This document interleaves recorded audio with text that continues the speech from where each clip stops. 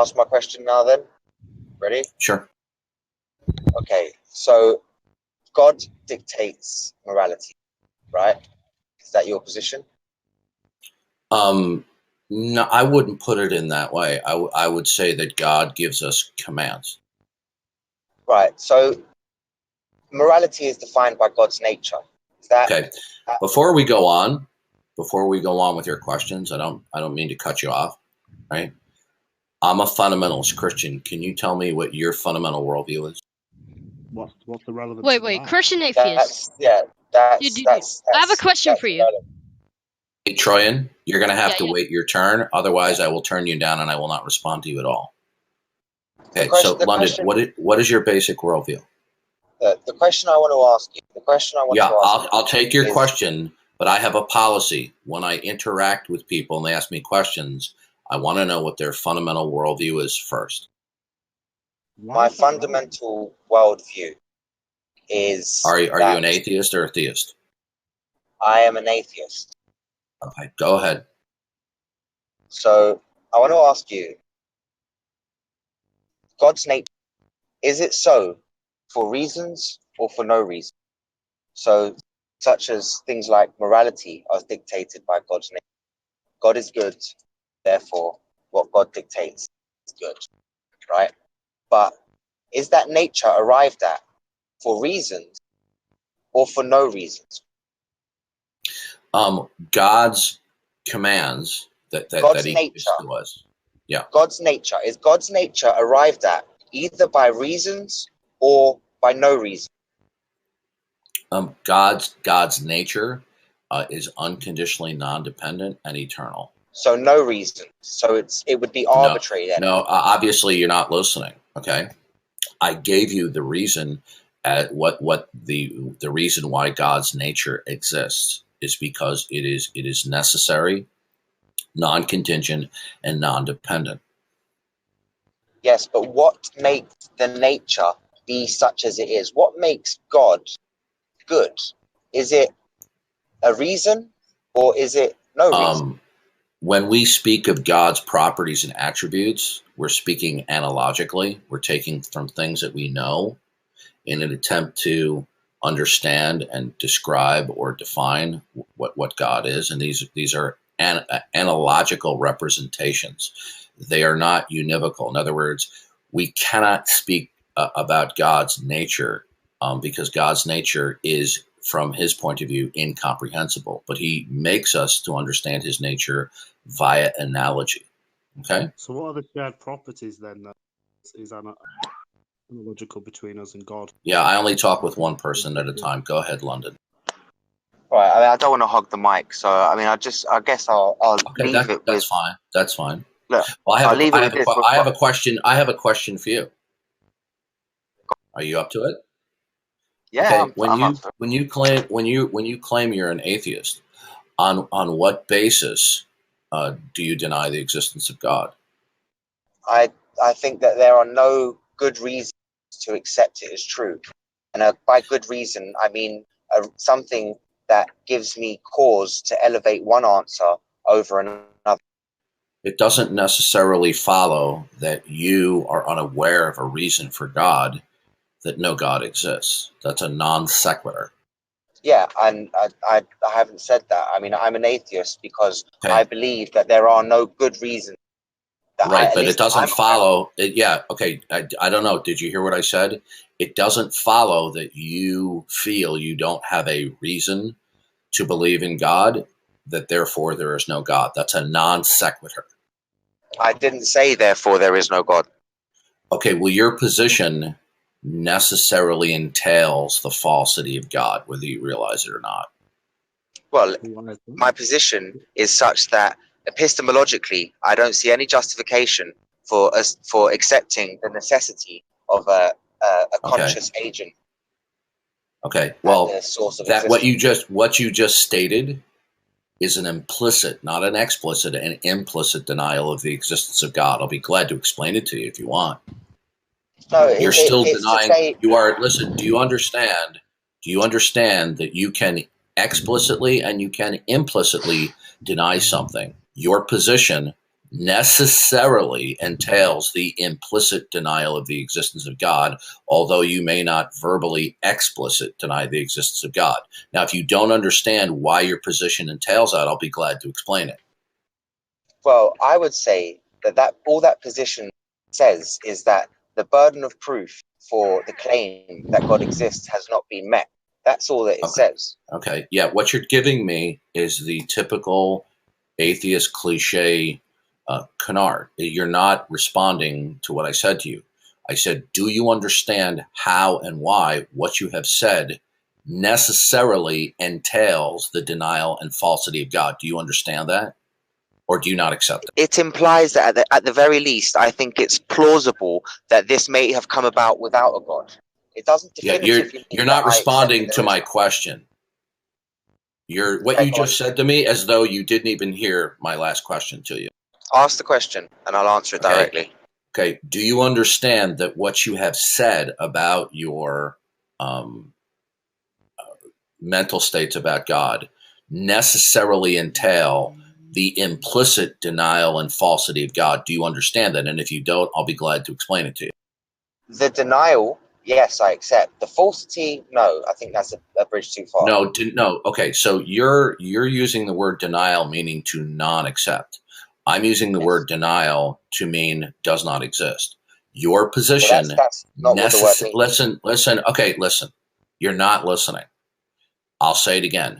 Do you understand that your position, your mental states that you've expressed about God, necessarily entail the implicit falsity of the existence of God? And if you don't understand how that follows, I'll explain it to you. Okay, I obviously don't understand how that follows because I don't agree with you. But please explain how you think it follows. Okay. When somebody takes the kind of position, I reject the God claim or I lack belief in God, but I don't deny. They think that the denial of God's existence is only entailed or encompassed by an explicit denial. One can implicitly deny something by the ramifications or the implications of what they say. So when you say that you don't have good reasons to believe in God, then your capacity to reason is going to be in virtue of some other transcendental ultimate or absolute, which is not God. Okay. Now, if you start up again, you have followed me from server to server, Fox, and please do not disrupt the conversation. You've stalked before, and please do not. Okay. Now I'm going to turn you down, and I'm going to ignore you. You've tried to disrupt my conversations in the past. It's not going to happen here either. Okay. So London. Yeah, I'd like to finish. What he's trying to do is he's trying to subtly derail my conversation with you. Now, if you say that you can be in possession of at least one fact that does not necessarily have to reference God, where God is the origin point for that fact, then it necessarily follows from that position the falsity of God. And the reason why is because in a world where God exists, God would then be the origin point for all facts. If you can possess or assert one fact that does not require God as the origin point in order for that fact to exist or possess intelligibility, then you have indirectly denied the existence of God. Now, most people aren't familiar with this perspective, okay? But it necessarily follows. It doesn't follow. Look, I'm even happy to grant that for the sake of. I mean, I obviously disagree. I think you're overstepping the mark. Well, then you're going to have to offer a rebuttal.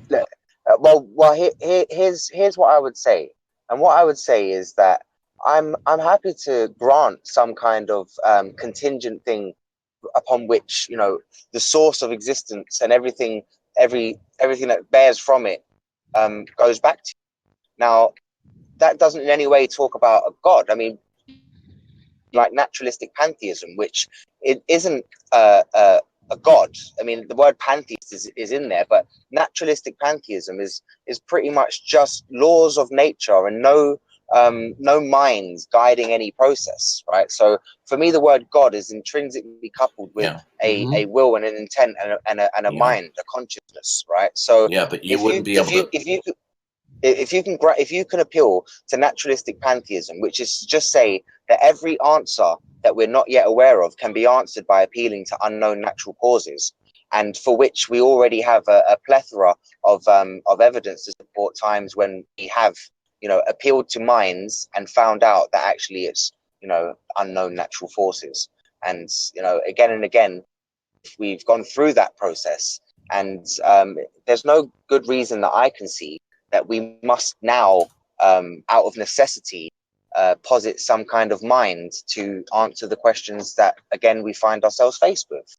It's again, it's a speculation, and an unnecessary one, given that unknown natural causes is on the table, and seems to be the answer that keeps popping up again and again throughout history.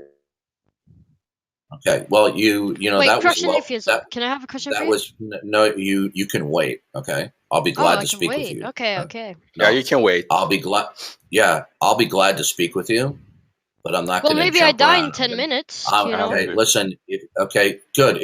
Then I suggest you repent and turn to Jesus Christ now before you die. No, Now I'm you not. can I'm wait. not Christian. You can listen, little boy. You can wait. Okay. Now, Okay. London. Now, London. That was lovely rhetoric. Okay, but you didn't answer the question. The question is, how do you account that there is no God? Your position, no matter how you formulate it, necessarily entails the falsity of God. How is it the case that God does not exist? That was the question that I posed to you. Yeah, I mean I'm happy to say that if naturalistic pantheism is what someone's going to go with, then they can You're say repeating that what you said before. I've already heard this already. Yeah, You're going to have to try something new. Well, no, I mean I think that this is clearly something that is working in opposition, direct opposition, is mutually exclusive to your conclusion of there having to be a God. I mean, just say, for example, you could have existence is something that intrinsically entails an eternal change, and a product of that eternal change. Are you making an assertion? I'm just throwing something out on the table. Okay. Are you giving me an assertion that something ultimately exists that necessarily entails the falsity of God? It could be the case, yeah. No. What you see, again, this is the second time you don't understand or you're not answering the question.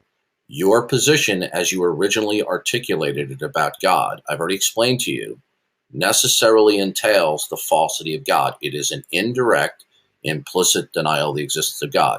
So the question I pose to you is, how is it the case that the existence of God is false? That God exists? I think I know how to answer it now. How to answer it given your approach, and I think perhaps saying it like this will answer your question.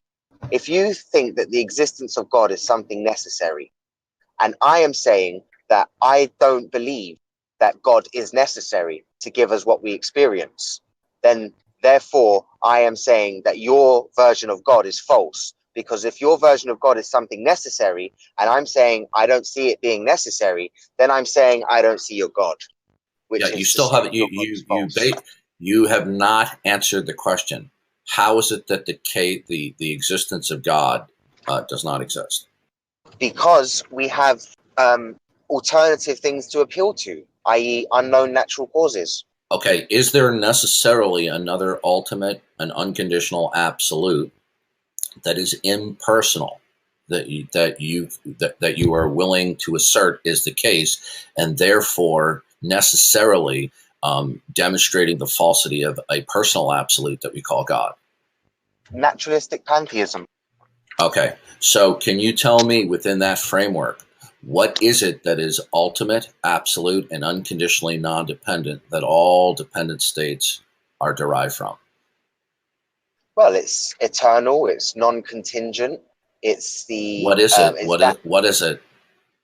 It's just something that's eternal. I mean, you can give it any name you want. I mean, God's just a name.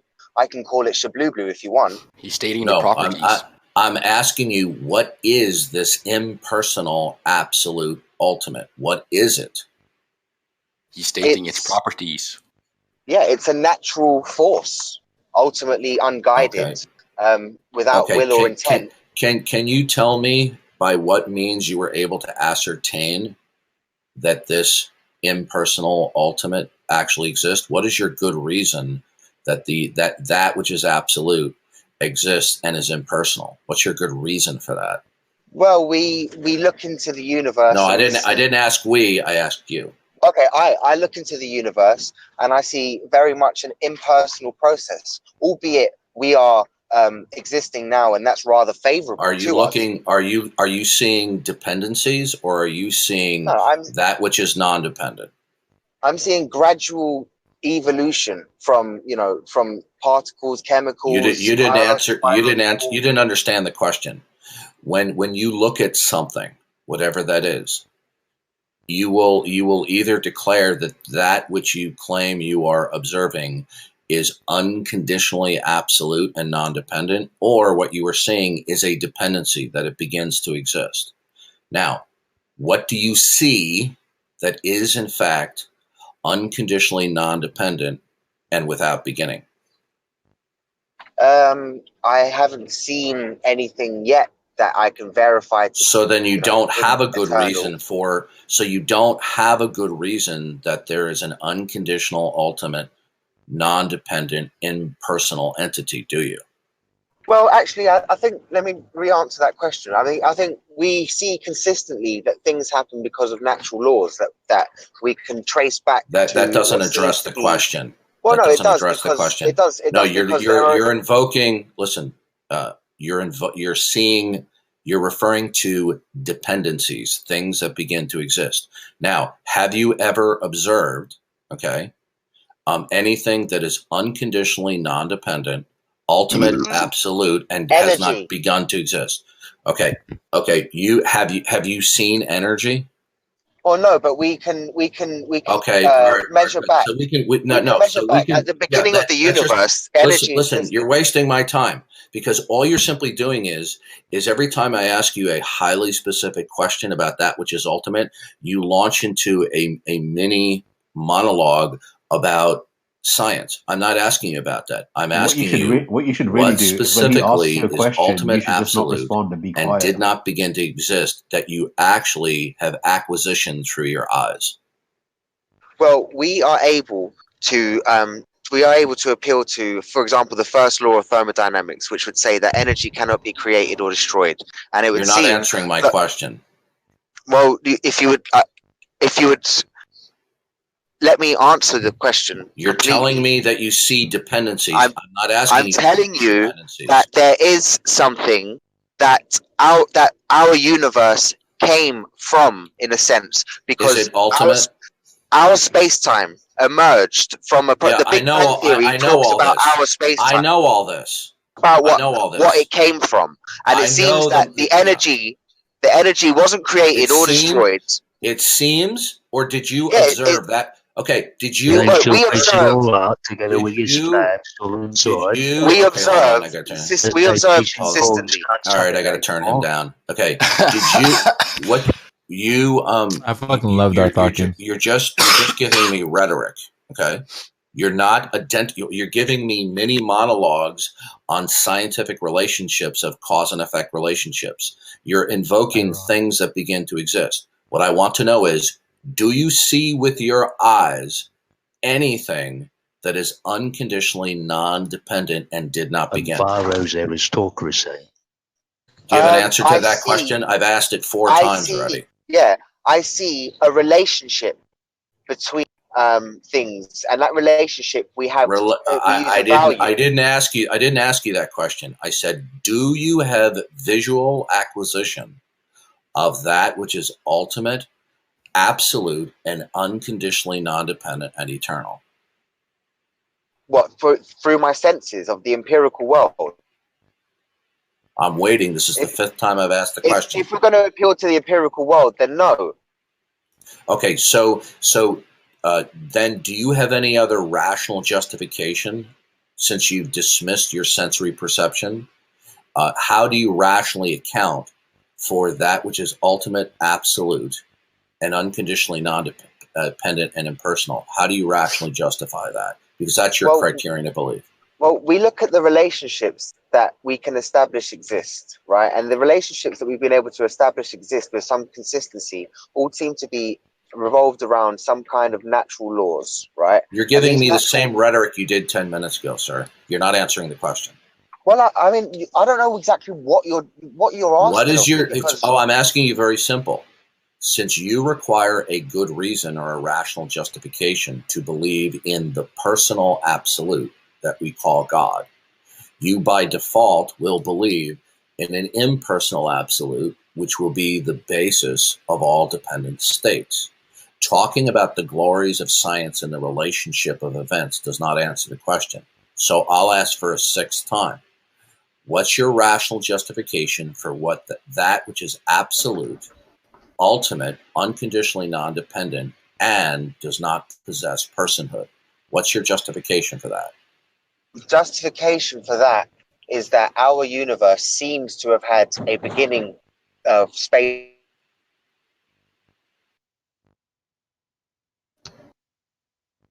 He cut out.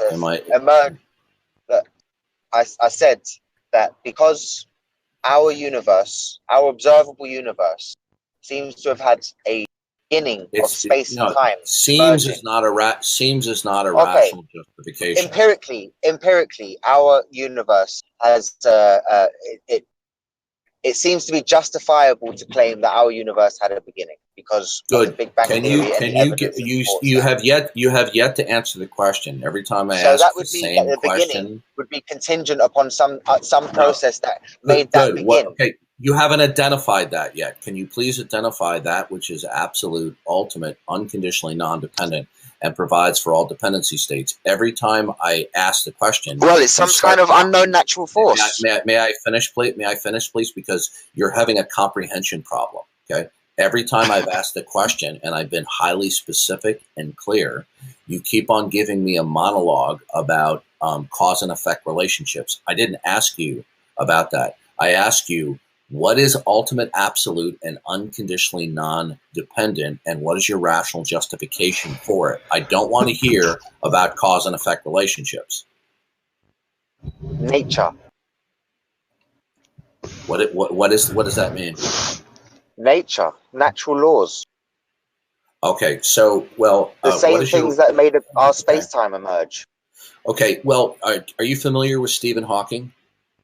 Yes. Okay, Stephen Hawking has stated, and you tell me if you agree with him, okay? Stephen Hawking says, and I'm going to paraphrase, okay? Stephen Hawking says, prior to the Big Bang, the laws of nature break down. So did the laws of nature begin? Well, the laws of nature as we understand them break down. We have no ability did the laws of nature, did the laws of nature begin, or have they always existed?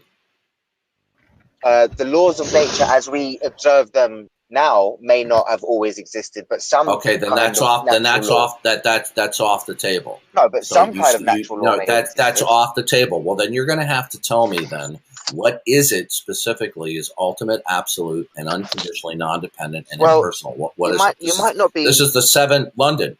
I'm being very respectful to you. This is the seventh time I've asked the question.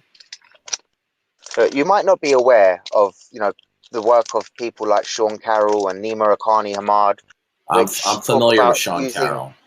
Okay, well, another one to watch as well. In which I don't need another monologue about Sean Carroll's cosmology. What I want to know from you is what is absolute? What is absolute, sir? Listen, I'm going to show how appealing to natural forces and are already given understandings expanded further than that can lead to an emergent space-time. Yeah, don't you get what I'm saying to you? Listen, dude, don't you get what I'm saying to you? You keep on.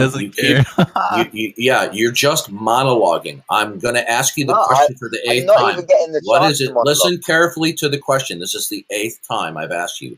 What is it that is ultimate, absolute? Talking to meme. Okay, what is absolute and ultimate? and unconditionally non-dependent, and therefore without beginning and eternal, that provides for all dependency states. Nature. What does that mean? What is that? Nature is just okay. Nature, Is the moon part of nature? Is the moon unconditionally absolute? The moon is a product of nature. Okay. Is nature referring to? Do you mean the universe? Nature is the ultimate. Nature is your God, just without consciousness. Sir, okay.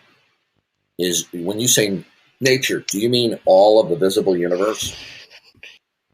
All of the visible universe is a product of nature. When I look at the visible universe, am I looking at God? Can you tell me the thing that you call nature?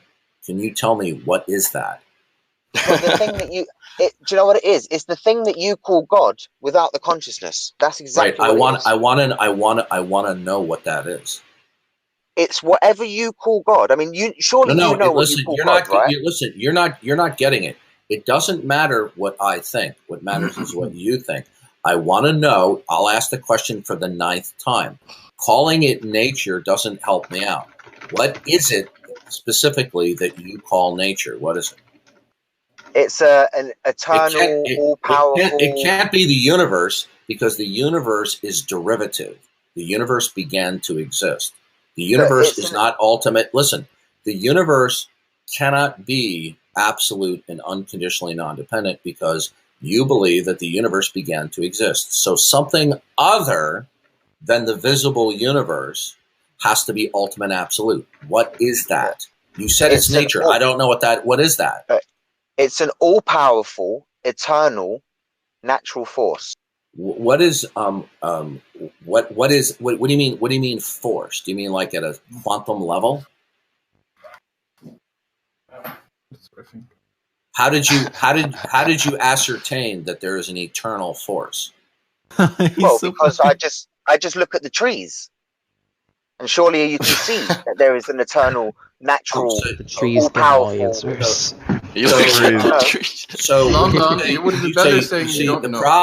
the problem with that is when you say a tree, you're saying the tree is the product of forces. Right.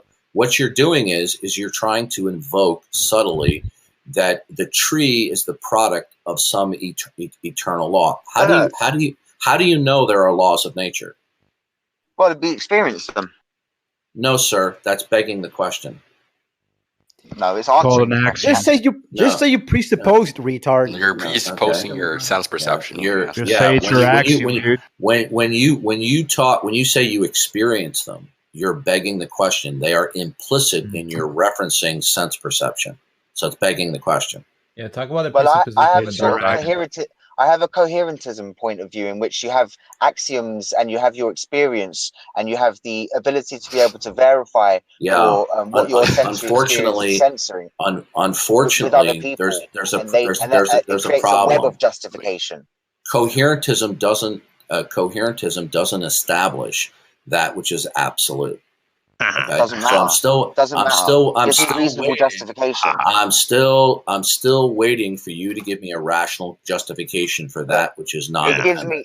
I have reasonable justification. I have reasonable justification. What is your justification that there is something that is unconditionally non-dependent and ultimate? What is it? Your mom. It's the exact same stuff that you use, the sort of stuff like our universe exists. Sir, you're interrupting Darth Dawkins. Let him finish. You're repeating let him the same finish, Darth rhetoric. Dawkins. I'm just going to talk over you. If you can fucking expect other people to behave and you keep answering his questions instantly. I don't care. I'm still going to talk to everyone else. If you keep interrupting him, everyone should interrupt you at every time. Of me asking, and I'm waiting. I am seeking to answer. Look, I have the same data that you have, right, Darth? So I'm looking around the universe. Unfortunately, we have two different worldviews. Okay. No. Listen, let me speak, for goodness sake. Are you just going to keep? I'm waiting for an answer to my question. I've asked it 9 times. I've answered it. I've already proposed it as an all-powerful, eternal, natural force which enacts change to the extent that it's able to produce the universe that we experience. How do you know it's eternal? Well, because it. Because of what? Sorry. I'm Cut waiting. out, man. You just said because it. Yeah. Well, because it existed, because our universe is contingent upon it. How do you know that? Okay. You haven't physically experienced that this absolute exists. So how do you know it exists, and how do you know it's eternal? I am of the. I think that truth exists. There is an ultimate truth, right? There is an ultimate. You're not truth. answering my question. Cheese told me. I'm asking you an ontological question, not an epistemological one. Just how do I know it's eternal? I don't. I don't like that. Holy shit. London, you're dumb as fuck. Okay. Yeah. Listen. I want to compliment you. Listen. To everyone in the room, okay, I want to compliment. The first debate, Darth Dawkins wins. So even though you've been completely incapacitated from answering my question, you do have the gift of gab. But having the gift of gab doesn't mean that you're a competent debater.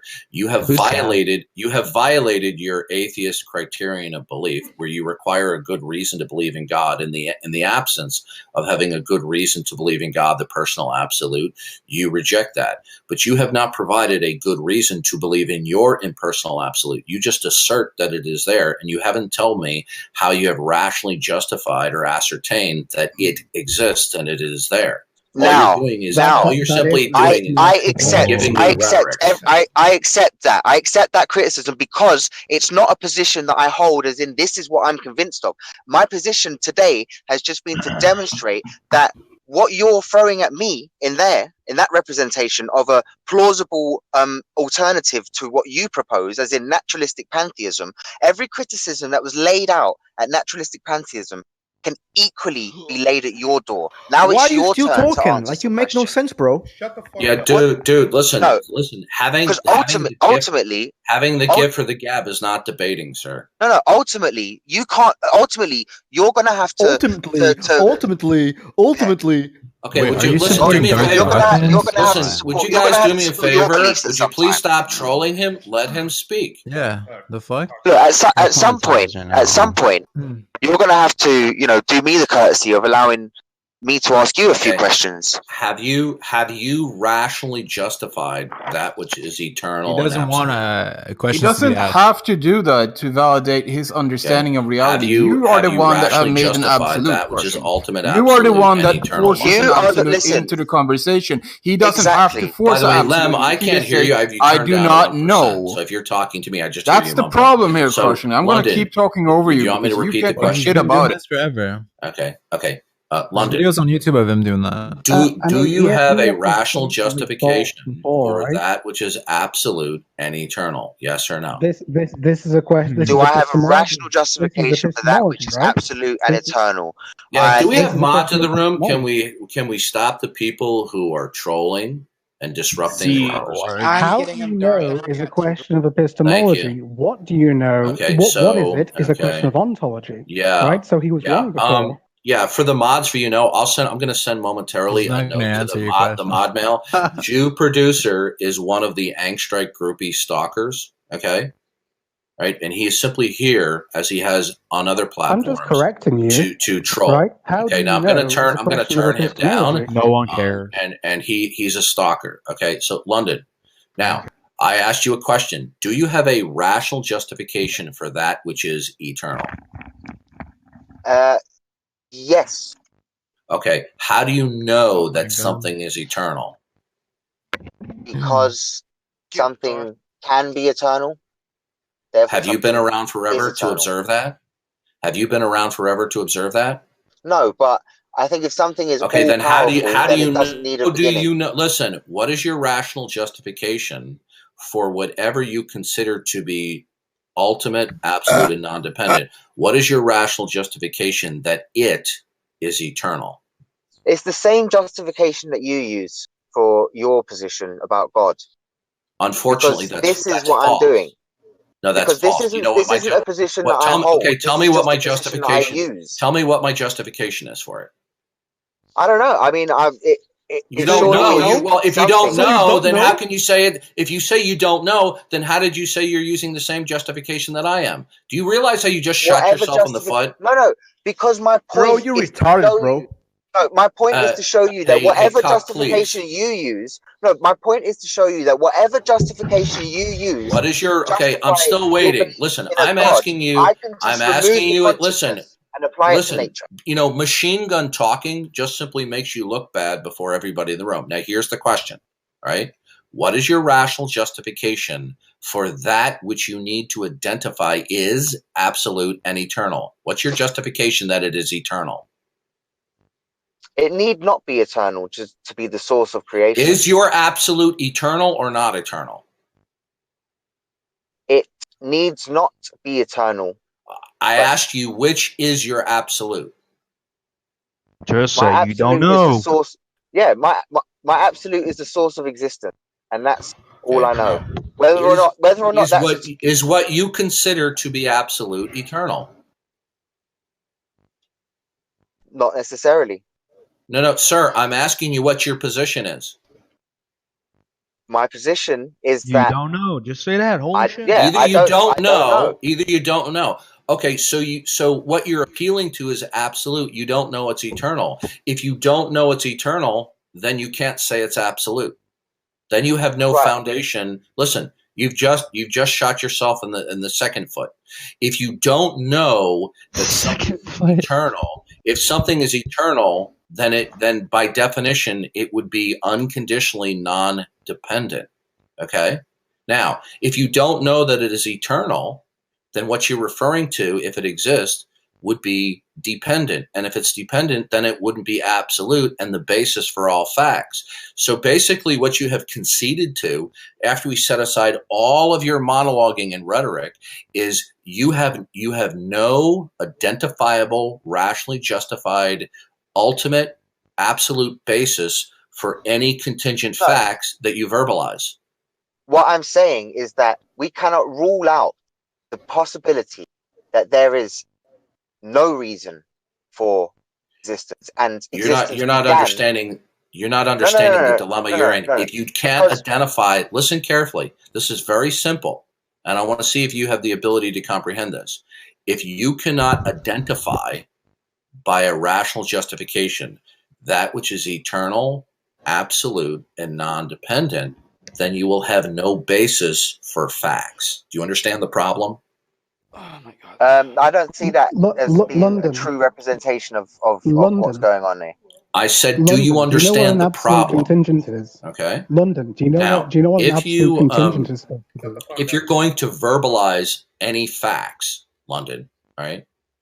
A fact that you articulate is either going to be unconditionally non-dependent, absolute, and ultimate, or the fact in question will be derivative of that which is absolute.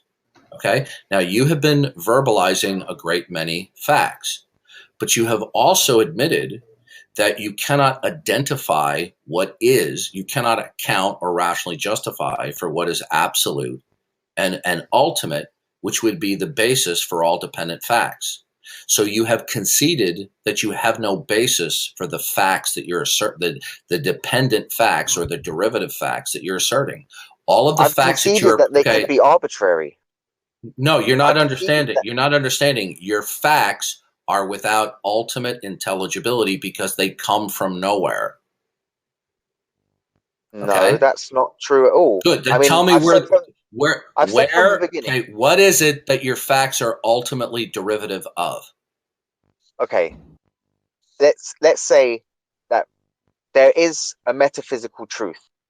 No, I want you to tell me, not give me a hypothetical situation. Okay, maybe this, maybe that. I'm asking you, or not. What is it? Listen, what is it that all facts are derivative from?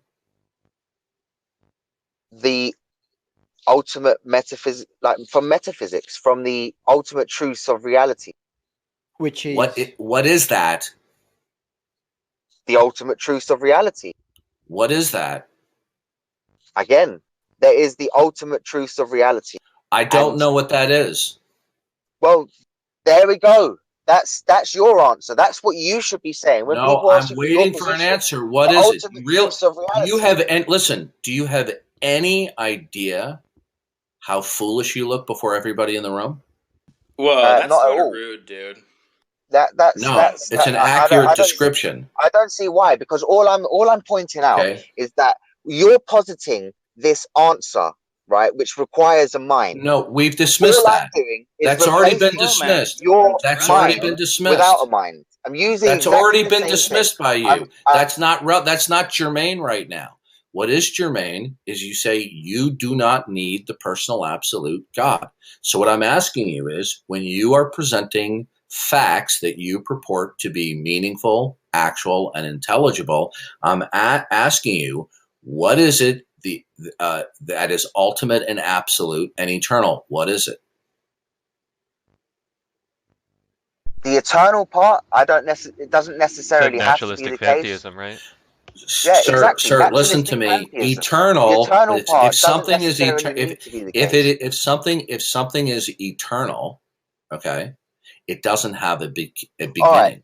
Let's say we remove random. We remove the possibility, even how small it may be and how little I may want to acknowledge it. It's there, but let's just say we remove that possibility of it being arbitrary. You're not saying anything. In the last minute, you haven't said anything. Then we grant eternity. If we remove the potential for arbitrary, then yes, we grant. You're giving me empty rhetoric. You're not answering my question. What is it? Here's the question. What is it that is eternal, absolute, non-dependent, that provides for all dependent facts? What is it? Naturalistic pantheism. Okay. See, here's the problem. Okay. When you say pantheism means theism is God and pan means all. All is God. Okay.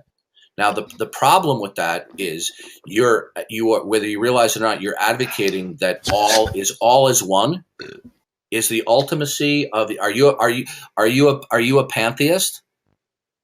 No, there's a difference between pantheism and naturalistic pantheism. Naturalistic pantheism what is something in that your doesn't view, have any supernatural mind. Is the whole eternal? The whole of existence? Yeah, okay. I mean, if we're removing the possibility of things being arbitrarily in existence, then yes, I would say eternity is the. If the whole is eternal, then that would make that the universe is eternal. Did the universe begin to exist? Did the universe begin?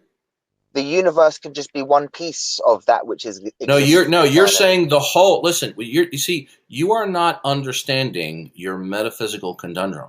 No, because you're not listening. You're not. Okay, he's a pantheist. Okay, now the problem is simply this: if you are an advocate of pantheism, that all is God and all is one, is all eternal or not? Not.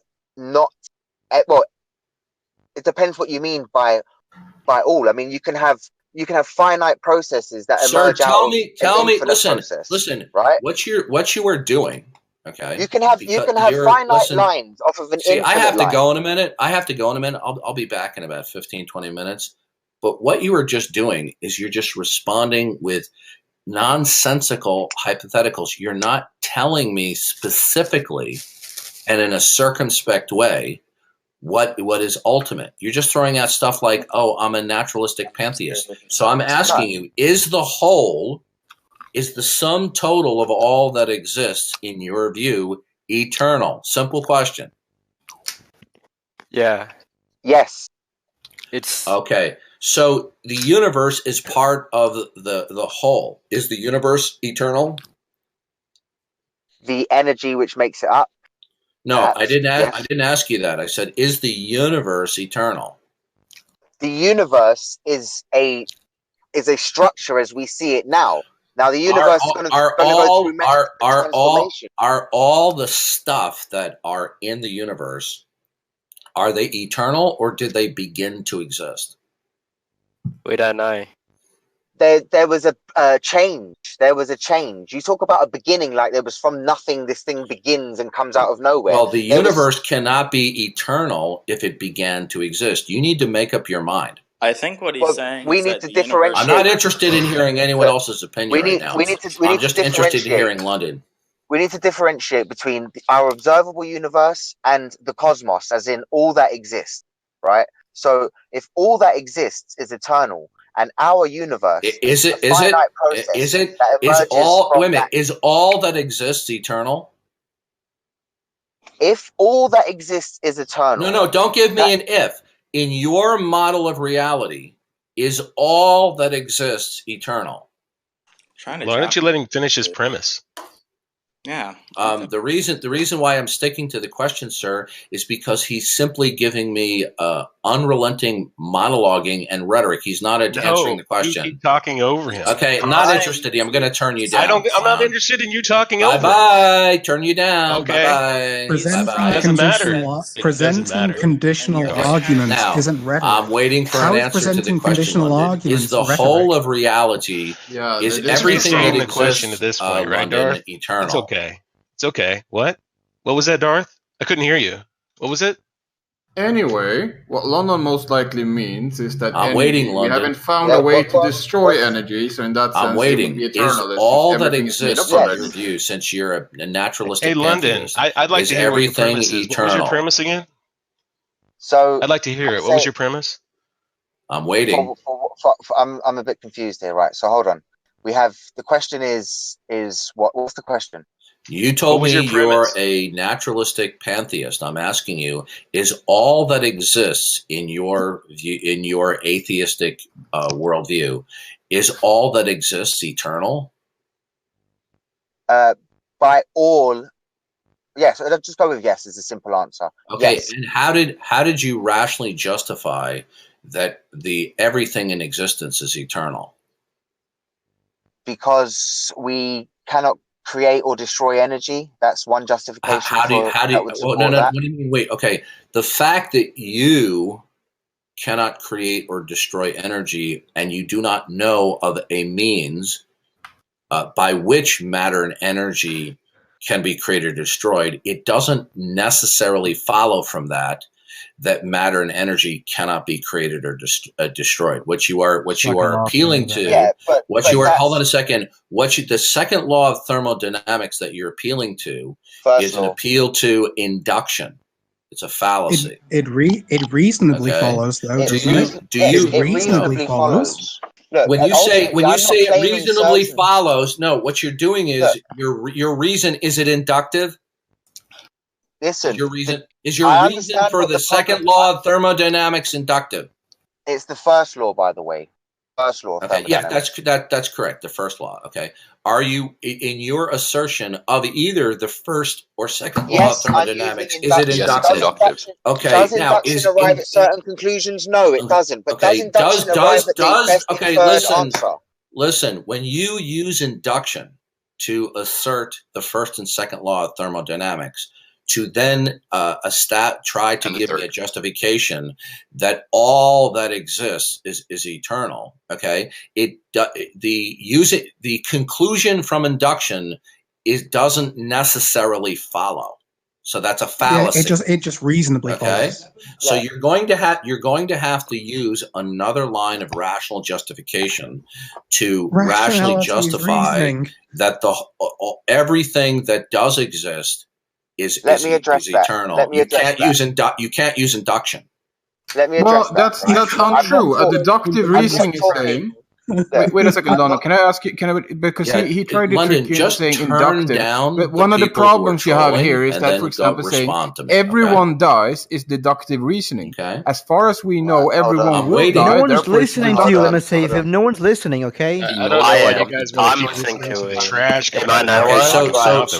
So London, you can't use induction. You cannot use induction to rationally justify that everything that exists is eternal. So how did you determine that everything that exists is eternal? Let me respond. I agree that using induction doesn't arrive you at certain conclusions.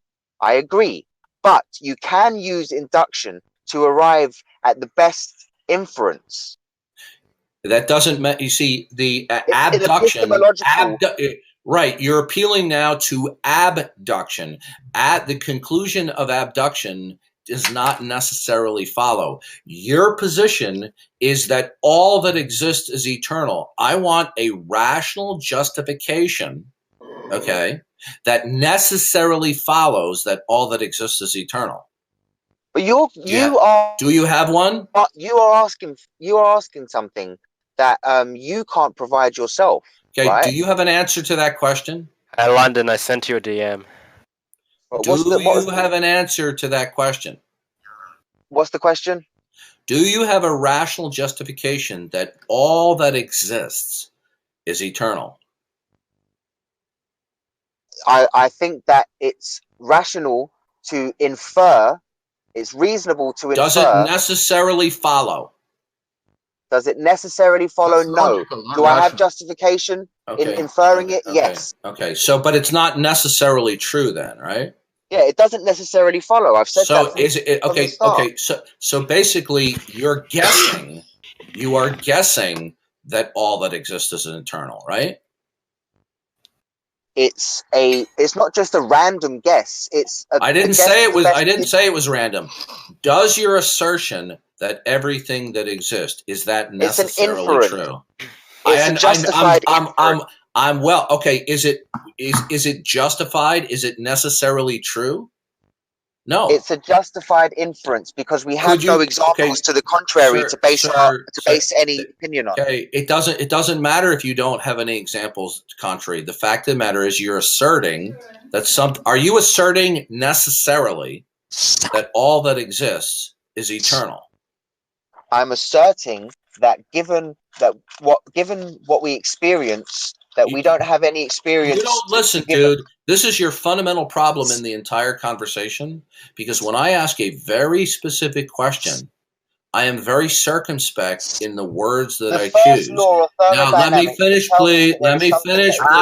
Listen, spewing rhetoric, you see, what you're trying to do is you're trying to deflect from my question. I ask you, are you asserting that all that exists necessarily is eternal? Ask why the burden of proof is on you. Do you have an answer to that? All that exists is necessarily eternal. I don't have any justification in claiming absolute certain knowledge on that, but I didn't ask you about your psychological competence. Okay, so you can set aside the word certainty here. What I'm asking you is simply this. Are you asserting that all that exists is necessarily eternal? Something is necessarily eternal. No, not necessarily all that exists. Okay, you've now contradicted yourself, because previously you said that you're a naturalistic pantheist and you said it was all eternal. Now you just contradicted yourself. Well, no, because I've said that there is an eternal No, okay, London, this is really embarrassing for you. Yeah, no, it is. Just step down, London. You listen, London, you flatly contradicted yourself. Now, either you are completely oblivious and you have poor memory retention about what you just said a few minutes ago, or what you're doing is you're being deceptive and trying to pretend that you haven't contradicted yourself.